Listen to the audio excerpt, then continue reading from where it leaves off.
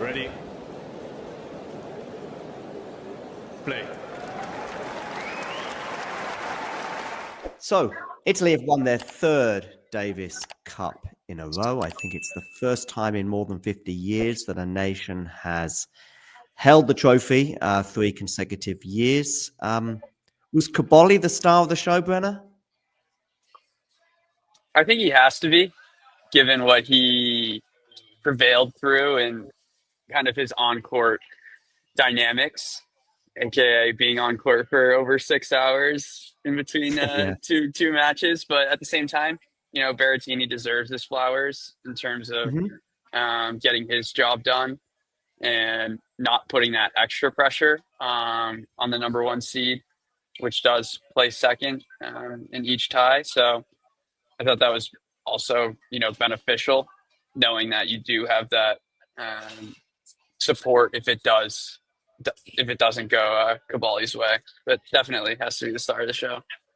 Yeah, I mean, he had a dramatic tiebreak win, 17-15 in the tiebreak over Zizou Bergs in the semis that sealed the deal. Then in the final against Spain, he was down a set and a break to Jaime Munar. And at 15-40 on the Munar serve, by the way, Munar goes for a serve volley and pulls off, honestly, maybe the best pickup, I'm not sure if it was a clean volley or a half volley, but I still don't know how Munar did it. And when he got to 30-40 as a result, I thought, okay, he's going to save this next. It was a break point, of course, because then it was still 5-all, I think, at that point, and needed Cobolli to serve it out. But there were a few tight, unforced errors maybe getting in there. Now, maybe tired even from Munar.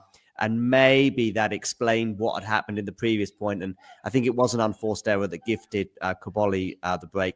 And then Cobolli just serves it out without thinking, without any hesitation.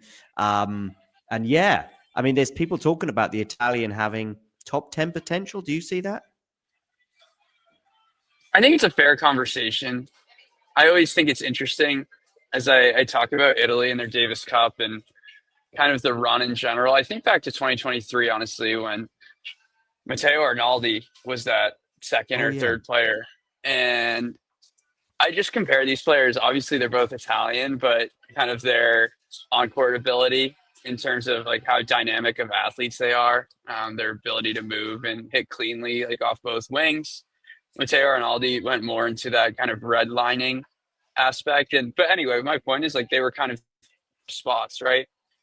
Cobolli was kind of on the outside looking in. I thought as long as he continues to develop, and I think he plays just a lot smarter of a brand. I mean, he can defend relentlessly and turn that into offense. And then he also has the firecracker forehand that is able to finish points across surfaces. We saw it this year, the slow start, but then got his first title in Romania and followed that up with a Hamburg title against Rublev, both very, very slow tracks, and then did awesome on the grass. So, we're talking about a player who can compete on all surfaces and is that good of an athlete and only 22, 23 years of age.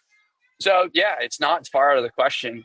Top 20 is right there. And, who knows if he can continue creeping up, have a year like Davidovich Fokina, who's, a top 15 player. There's not too much separating that level between 10, 15, 20. So I think it's definitely doable. But yeah, I just kind of rave at kind of the full sort of project we have with Cobolli in terms of his athletic ability, his shot making, and just like tenacity. You see how much he brings it to the court. So I like it. Yeah, and good for Berrettini. I remember him being in a press conference in 2023. Obviously, the Italians won the title that year as well, the first of their trilogy of victories. And he gave a press conference sort of, I think, during the tournament, not because he was a part of the team, but just like he hadn't been on court much in 2023 due to injuries. So really good. I know he was a part of the team last year, but really good that Berrettini gets his moment in the sun. As in like he was a really big part of the team this year, unlike last year. So he certainly was one of the beneficiaries of Yannick Sinner's absence. And yeah, who needs Yannick, hey? It seems that way. It seems that way. Flying colors, undefeated. And Berrettini, I think a word for him. It's great after an injury hit 2.5 years. Totally, totally. And you can kind of tell he was that spirit, that voice in that locker room. Yep. And I think all the guys kind of rallied around him. And especially like starting the day with a win every time always helps. So totally hats off to him. He performed, not too much pressure that he faced, What but that about was due to his high level. What about Spain? Where are we at? I mean, obviously, they've done much better this year than in previous years. 23, they didn't make it to the final 8.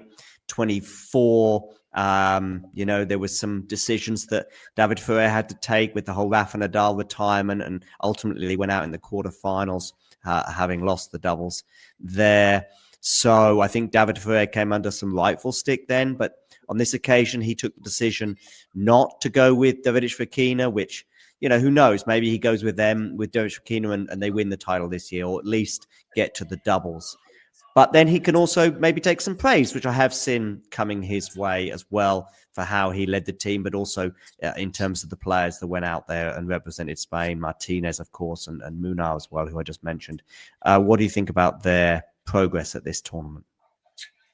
Yeah, I think based on what you just mentioned in terms of, Martinez and kind of their spirits, you have to praise Ferrer for, their ability just to get here, despite the roster and kind of that hole that they created in against Denmark, but that's correct. Yeah. Denmark. But yeah, you get here, and on one hand, you think about like the top 2 players that you could have, Alcaraz, Davidovich Fokina. That's a scary combo on this surface. But I mean, once again, these guys fought. They fought hard. You're talking about Carreno Busta, who I was thinking about it, maybe played a handful of tour level matches this year. And then Munar, who's just, ascended in terms of his game style and just ability to play across surfaces. That was really fun to watch, especially at 28 years old, just his progress. But you know how much of a fighter he is, no matter where he is. He's always going to bring that sort of tenacity and that heart. So I think have to praise them for the efforts, and also like Martinez playing a big role in doubles. That's not something he's known for. And that combo, yeah, it was tight, but they got it done. 2 for 2 the first time against Czechia. They had definitely the tougher draws in a sense, and then a second time against Germany. So totally. I think we can end on Germany as well. I mean, are we more positive or more negative on their Davis Cup journey this year? I think that's an interesting one, John, because one, you think about Struff, his level across the matches. Also, that was a decision, right, for Germany. Hanfmann, Struff. I'm probably fine with the Struff decision over Hanfmann, despite I thought it was good form from Hanfmann as of late. But yeah, I mean, probably could have had a win. Struff maybe at least going to a third set, and who knows from there. But at the same time, Zverev coming back and playing and did his job, honestly.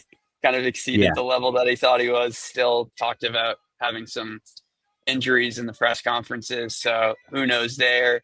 But then a little disappointing maybe in terms of the doubles team. That's a top 8 doubles team in the world, who arguably should have lost to Argentina's doubles, and they wouldn't have even had the opportunity to play Spain. But once again, you get a top doubles team having a crack in a deciding set to go to a final. It's definitely, I bet it stings a bit for them. Yeah, I think I think for Spain and Germany, there still might be some regrets in terms of how their tournaments went. I think we're coming back to the Spanish conundrum. I personally think that David Ferrer, from what we know, now there might be stuff that we don't know. We haven't really heard Davidovich Fokina's side of the story. At least he's not profited. I see the argument not to go with him, basically, not to go with Davidovich Fokina, because I think that the occasions when he's not turning up are very different to when Alcaraz is not turning up. Alcaraz is going to turn up as long as I don't get to the US Open final. And of course, he does get to the US Open final. There's a big chance of that happening.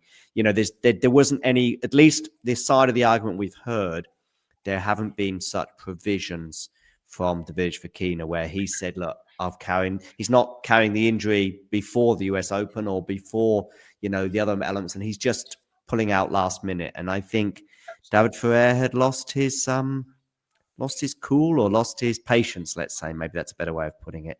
And from what I like David Fokina, I would call myself a fan of his in singles, and he may have a different version of events, but we've yet to hear that. Yeah, I mean, one thing on that is you just think about kind of Davis Cup as a whole, national team events, like these sort of circumstances, they happen, and these are like big level decisions for managers and players alike who, it's not necessarily your personal agenda anymore, and you have to find ways to find compromise. And they clearly weren't seeing eye to eye, and the decision was made. Indeed. All right, Brenna, big thanks for that, and we'll catch up again soon. Look forward to it. Thanks, John. If you enjoyed this video, make sure you hit that like button. Don't forget to subscribe and click that notification bell so you don't miss out on all things tennis.